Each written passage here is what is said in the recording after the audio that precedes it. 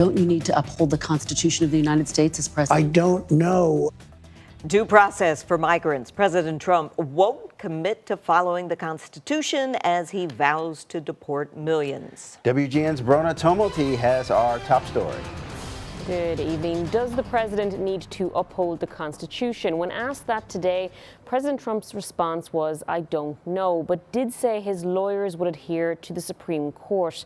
Trump pushing back on things like tariffs and trade wars as well, saying the country is on track for the greatest economic boom in history.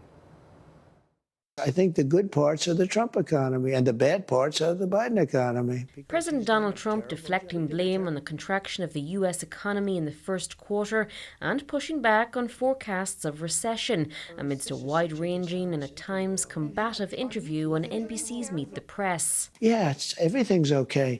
What we are, I said, this is a transition period. I think we're going to do fantastically. Arguing his success in driving down costs during his first 100 days, specifically gas prices. I have it down to $1.98 in many states right now. When you say strollers are going up, what kind of a thing? I'm saying that gasoline is going down. Gasoline is thousands of times more important than a stroller. The president also doubling down on recent cabinet meeting comments that children might have $2 instead of 30, but denying tariffs will lead to supply shortages. When you say they could have $3 instead of $30, are you saying Americans could see empty store shelves? No, I'm not saying that. I'm just saying they don't need to have $30. They can have 3. They don't need to have 250 pencils. They can have 5. Recent clashes with the courts also questioned. Those centre on the president fulfilling a campaign promise to carry out mass deportations quickly, unsure when asked if immigrants are entitled to due process. I don't know. I'm not a lawyer. I don't know. Well, the Fifth Amendment says I don't know. It seems it might say that, but if you're talking about that, then we'd have to have 1 million or 2 million or 3 million trials. We have thousands of people that are some murderers and some drug dealers and some of the worst people on earth, some of the worst, most dangerous people on earth. And I was elected to get them the hell out of here, and the courts are holding me from doing it. So help me God. So help me God. And when asked if he had a responsibility to uphold the Constitution, Trump had this to say.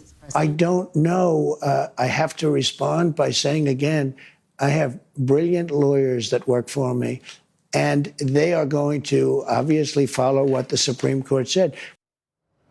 Now, in a response to those comments about the Constitution, Senate Minority Leader Chuck Schumer posted on social media this evening, saying in part, this is as un-American as it gets. Now, we did also try to figure out where in the country the $1.98 gas is. The Energy Information Administration tracks gas prices.